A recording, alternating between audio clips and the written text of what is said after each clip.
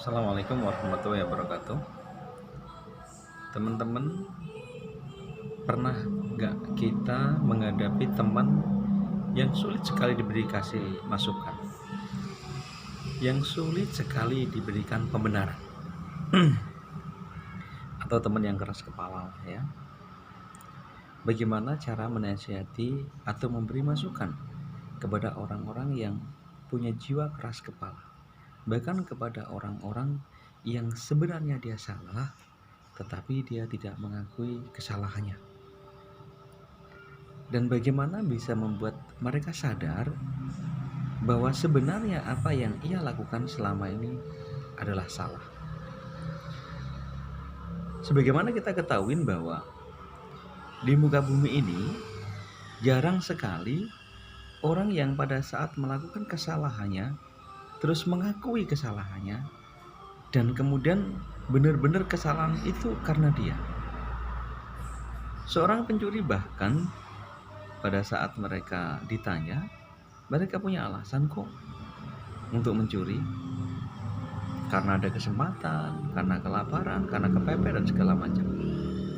Seorang penyelingkuh sekalipun, mereka punya alasan kok pada saat melakukan perselingkuhannya, merasa tidak diperhatikan, pasangannya galak, nafkah kurang dan segala macam. Bahkan seorang koruptor sekalipun pada saat melakukan kesalahan, mereka juga punya alasan.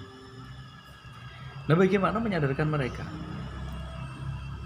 Tentu pada saat kita menyadarkan mereka di kondisi mereka sedang salah,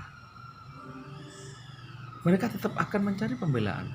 Makanya di pengadilan-pengadilan itu sudah tahu salah, masih juga ada lawyer naik banding dan segala macam untuk menutupi kesalahannya. Sesungguhnya semua manusia itu apa yang dia katakan itu benar menurut persepsi dia. Artinya sebelum kita akan memasukkan kebenaran yang hakiki, yang sesungguhnya, berarti kita harus membenarkan dulu apa yang sudah dia benarkan. Misalnya ada orang yang sudah melakukan pencurian. Hal pertama untuk membuat mereka sadar adalah kita membenarkan dulu kenapa dia harus mencuri. Umpamanya sekalipun ada orang mau bunuh diri, kita harus membenarkan dulu, mengapresiasi dulu alasan dia untuk mengambil jalan bunuh diri tersebut. Ini kemudian dikenal dengan jurus rapu. Jika orang mau bunuh diri, terus kemudian kita akan segera mencegahnya, maka orang itu malah akan getem-getem pengen bunuh dirinya, seakan seperti didorong. Jika orang sudah salah, kemudian kita persalahkan dia, maka dia akan semakin bangga dengan kesalahannya atau menjatuhkan dirinya dalam kubangan salah sekalian. Jika orang mau bunuh diri, apa yang kita lakukan? Ya kita apresiasi. Ya sudah, kalau memang mau bunuh diri, kayak ini juga jalan terbaik yang harus kamu tempuh. Kamu memang orang yang berani, sehingga jalan ini tidak banyak orang berani bunuh diri, kamu berani. Terus rencananya kapan mau bunuh dirinya? Tanggal berapa? Hari apa? Jam berapa? Ingat, jangan jam-jam yang orang sulit menolong kamu, yang buat repot, misalnya tengah malam menjelang subuh. Ya bunuh diri yang waktu-waktu siang aja, supaya nanti ngambilnya enak mayatnya, misalnya begitu. Misalnya dia sudah digitukan, perasaan dia bunuh diri mesti mikir, ini gimana sih orang, saya mau bunuh diri, bukannya dilarang, malah dikasih kesempatan. Setelah itu kemudian sampaikan, ingat sebelum bunuh diri, ini waktu terakhir, ngaji dulu, sholat dulu, hitung dulu dosa-dosanya.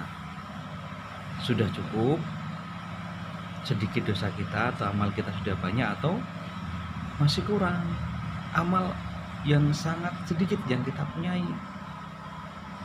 Nah setelah itu lah tobat dululah sebelum bunuh diri.